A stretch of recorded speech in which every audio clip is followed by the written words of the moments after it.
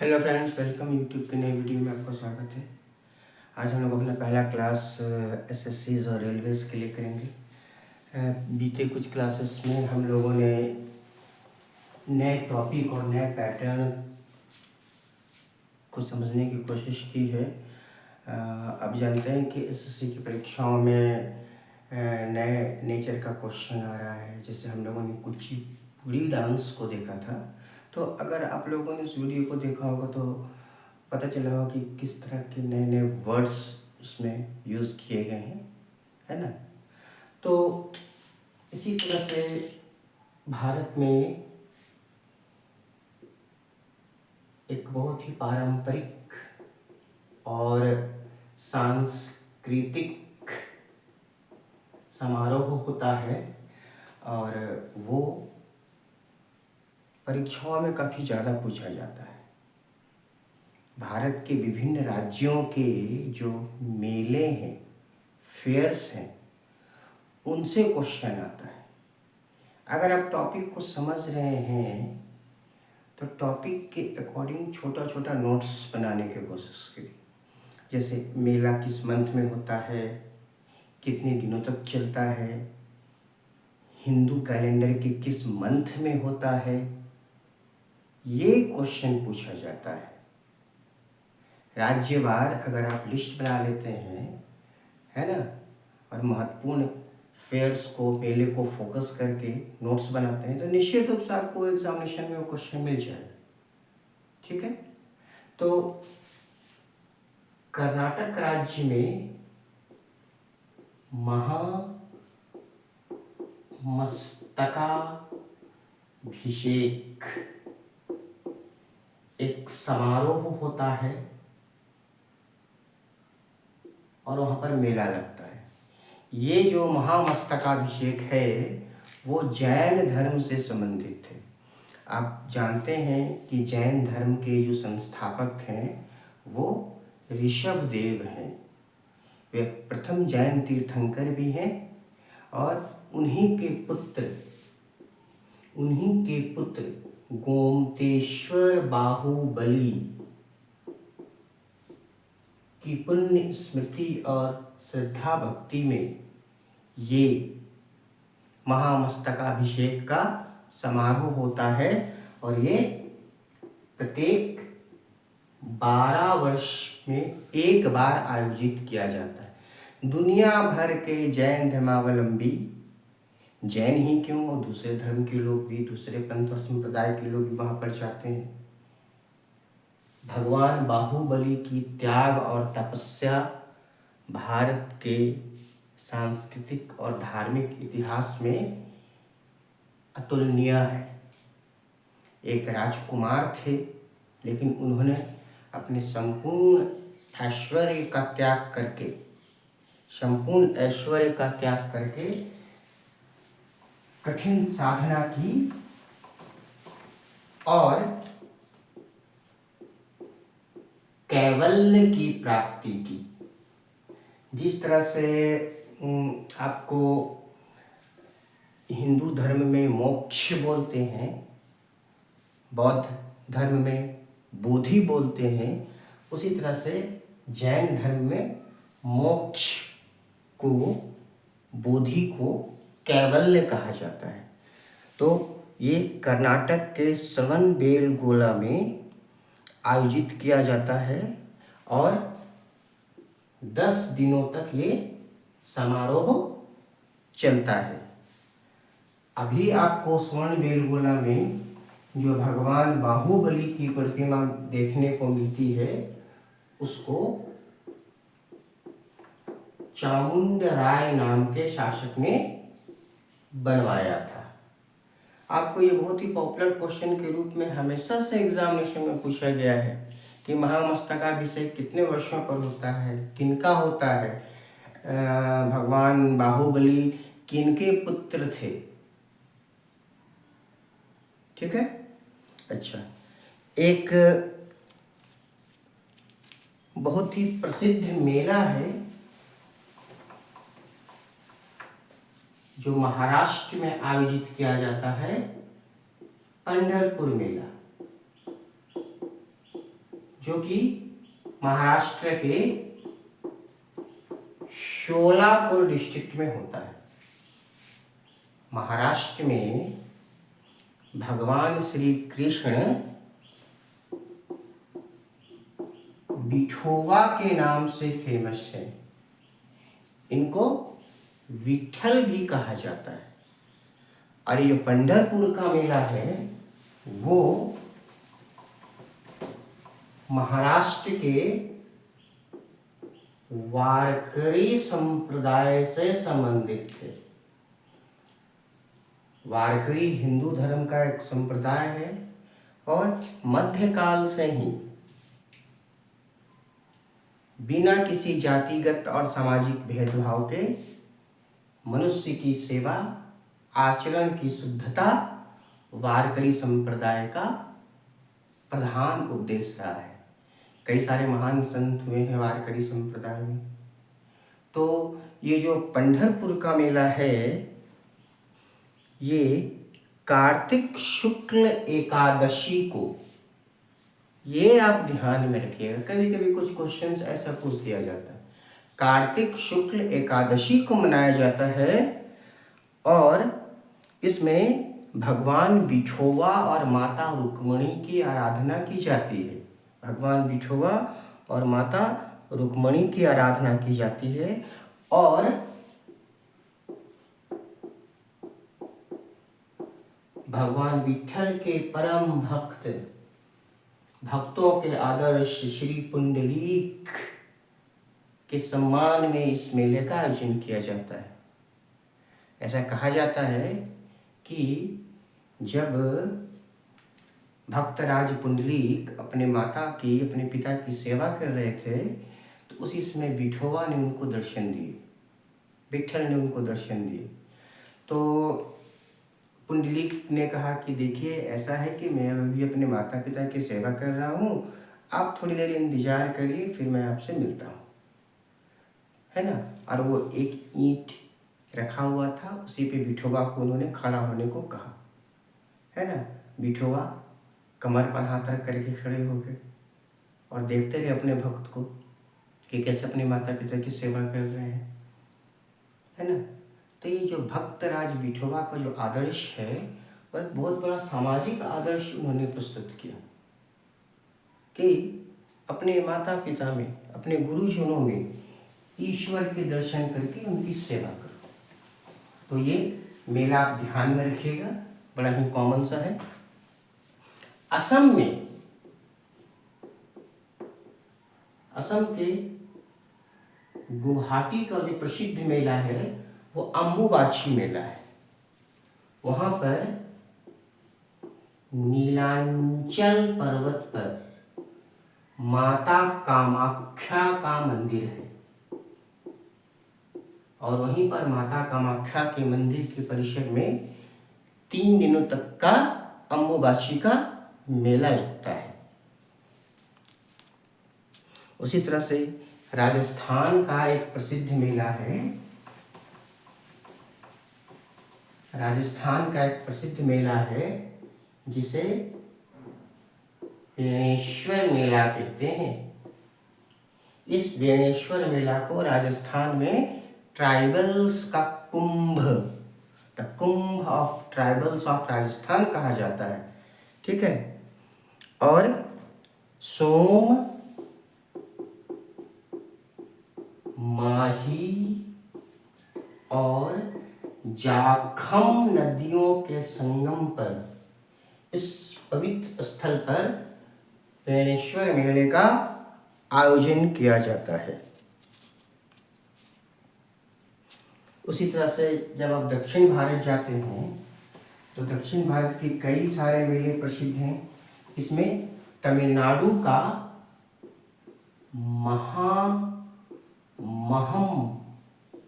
महामहम मेला बहुत ही लोकप्रिय है। ये 12 वर्ष में एक बार आयोजित किया जाता है। तमिलनाडु के कुंभकोणम डिस्ट्रिक्ट में, तमिलनाडु के कुंभकोणम डिस्ट्रिक्ट में महामहम टैंक है, तालाब है, जहाँ पर अमृत स्नान किया जाता है, पवित्र स्नान किया जाता है। ठीक है, ध्यान में रखिएगा। महामहम मेला तो अभी हाल ही के एसएससी की एग्जामिनेशन में पूछा ही गया था। और ये जो मेला है वो 10 दिनों तक चलता है। उसी तरह से हमारे भारत के तेलंगाना राज्य में मैदराम जतरा, ये बहुत ही प्रसिद्ध मेला है। मैदराम एक गांव का नाम है ना। और इस मैदराम जतरा को आदिवासियों का कुंभ कहा जाता है। ये जो हम लोग कुंभ बोलते हैं ना, जो कि प्रयागराज में, हरिद्वार में और नासिक में होता है। बहुत सारे लोग बोलते हैं कि उज्जैन में कुंभ होता है। वास्तव में उज्जैन का जो मेला है उसको सिंहस्थ मेला कहा जाता है। यहाँ पर एग्जामिनर आपसे गलती करा देता है। ठीक है, तो मैदराम जतरा जो है वो कुंभ के बाद दूसरा सबसे बड़ा ह्यूमन गैदरिंग होता है हमारे देश में। इसमें समक्का और सरक्का नाम की 2 महिलाओं की पूजा की जाती है। उनको वहाँ पर देवी तुल्य सम्मान मिलता है। ये दोनों बेटियां थीं और इन्होंने समाज के कल्याण के लिए काफ़ी योगदान दिया। बहुत बड़ी योद्धाएं भी थी। तो ध्यान में रखिएगा कि समक्का सरक्का मेला या नहीं तो फिर मैदराम जतरा कहाँ होता है, या फिर आदिवासियों का कुंभ किसे कहते हैं। ठीक है, उसी तरह से उत्तराखंड का एक माफ करिएगा, छत्तीसगढ़ का एक बार बहुत ही प्रसिद्ध मेला है राजिम कुंभ मेला। राजिम कुंभ मेला, ठीक है। इसे राजीव लोचन कुंभ भी कहते हैं। आपको पता है राजीव लोचन किसे कहा जाता था? माता कौशल्या। देखिए कौशल्या ऐसे लिखते हैं, कौशल्या ऐसे नहीं लिखा जाता है, ये गलत है। माता कौशल्या अपने पुत्र राम को राजीव लोचन कहती थी। राजीव कमल, लोचन नयन, राजीव नयन थे, कमल के समान उनकी आंखें थी। ठीक है, तो राजिम कुंभ जो है वो माघ पूर्णिमा को महानदी, पैरी और सोंधूर नदियों के संगम पर आयोजित किया जाता है। ये छत्तीसगढ़ में एक बहुत ही पवित्र मेला माना जाता है और बड़े बड़े जाने पहचाने हस्तियाँ, कई प्राचीन साधु संतों के यहाँ पर उपस्थित होने का दावा किया जाता है। ठीक है, उसी तरह से झारखंड में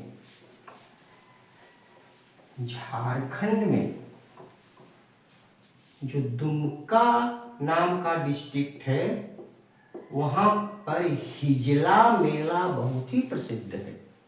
हिजला मेला कहा जाता है कि इस मेले को अंग्रेजों ने शुरुआत किया था और हिज लॉ उसका कानून से बदल करके हिजला हो गया। अब पता नहीं इस बात में कितनी सच्चाई है, बट अभी ये मेला बहुत ही पारंपरिक तरीके से मनाया जाता है। और इस मेले का जो आयोजन है वो मयूराक्षी नदी के किनारे, मयूराक्षी के तट पर होता है। मयूराक्षी नदी के किनारे होता है। 2015 में झारखंड सरकार ने इसे राजकीय महोत्सव घोषित किया है। एक बात और ध्यान में रखिएगा कि अगर कोई मेला किसी स्टेट गवर्नमेंट ने, चाहे वो झारखंड हो, गुजरात हो, यूपी हो, तेलंगाना, व्हाटएवर कोई भी हो, अगर कोई मेला उन राज्य सरकारों ने राजकीय स्तर का घोषित कर दिया है, तो इस बात की पूरी प्रोबेबिलिटी है कि आपको अगले एग्जामिनेशन में वो क्वेश्चन पूछ दिया जाएगा। ठीक है। अच्छा, उसी तरह से गुजरात का एक बड़ा ही प्रसिद्ध मेला है जो कि गुजरात के जूनागढ़ क्षेत्र में मनाया जाता है। इसे भवनाथ मेला कहते हैं, जो कि भगवान शिव को समर्पित है। और गुजरात में ही बौथा मेला, गुजरात का बौथा मेला भी बहुत ही प्रसिद्ध है। ये तो परीक्षा में भी कई बार पूछा गया है। और ये भवनाथ मेला भी अभी MTS या CHSL के एग्ज़ाम में पूछा गया था। ठीक है। तो बौथा मेला जो है वो गुजरात का एक पशु मेला है। जिस तरह से आप जानते हैं कि बिहार का बहुत ही प्रसिद्ध है सोनपुर पशु मेला है, उसी तरह से बौथा मेला भी गुजरात का बहुत ही प्रसिद्ध पशु मेला होता है। कश्मीर में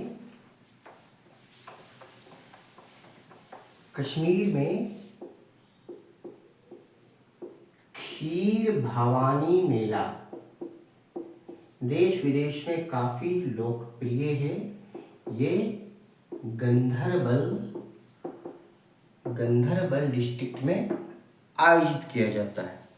ठीक है। जो कि ज्येष्ठ मंथ की, जिसको हम हिंदी में साधारण बोलचाल की भाषा में जेठ का महीना बोल देते हैं ना, तो ज्येष्ठ मंथ के अष्टमी को मनाया जाता है। ठीक है। उसी तरह से MP मध्य प्रदेश का एक बहुत ही प्रसिद्ध मेला है जिसे भागोरिया मेला कहते हैं। भागोरिया मेला, ये नाम अच्छे से आप देख लीजिए, एग्जामिनेशन में कई बार पूछा गया है। प्री में ही नहीं बल्कि मेंस में भी पूछा जाता है। ठीक है। तो भागोरिया मध्य प्रदेश का एक प्रमुख मेला है। इस मेले में जीवन साथी चुनने की परंपरा होती है। ये मेला 7 दिनों तक चलता है। इस मेले में अगर किसी लड़के के द्वारा दिए गए पान को लड़की खा लेती है तो समझा जाता है कि दोनों विवाह को इच्छुक है। यदि लड़के ने गुलाबी रंग का गुलाल लड़की को लगा दिया और प्रत्युत्तर में लड़की ने भी गुलाबी गुलाल लगा दिया तो ये समझा जाएगा कि ये दोनों विवाह करने को तैयार है। तो ऐसे ट्रेडिशन से पता चलता है कि भारत की प्राचीन संस्कृति कितनी समृद्ध रही है और कितनी लिबर्टी, कितनी आज़ादी रही होगी अपना जीवन साथी चुनने को, अपने हिसाब से अपना जीवन जीने को। ठीक है। तो भागोरिया मेला याद रखिएगा, मध्य प्रदेश का एक प्रमुख मेला है। उत्तराखंड में माता बाराही धाम मेला, उसी तरह से देवी घूरा मेला उत्तराखंड का जो है वो महाभारत काल के महावीर पांडवों से संबंधित है। तो यहाँ पर आप ये ध्यान में रखिए कि पर्टिकुलर मेला किस डिस्ट्रिक्ट में होता है, क्योंकि राज्यों के साथ साथ अभी के एग्जामिनेशन में डिस्ट्रिक्ट भी पूछ देता है ना, किस डिस्ट्रिक्ट में होता है,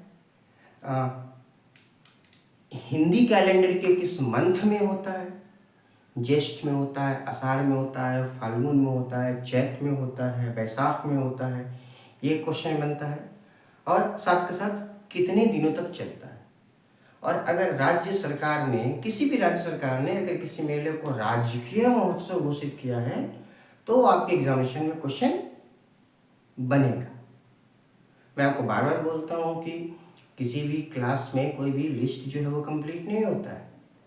टॉपिक को समझ करके फिर उसी के अकॉर्डिंग फिर छोटा छोटा नोट्स को बनाइए, है ना, आपस में डिस्कशन करिए, क्वेश्चंस मिलेगा आपको एग्जामिनेशन में। ठीक है। तो आज इतने ही रहने देते हैं। Heavy good day.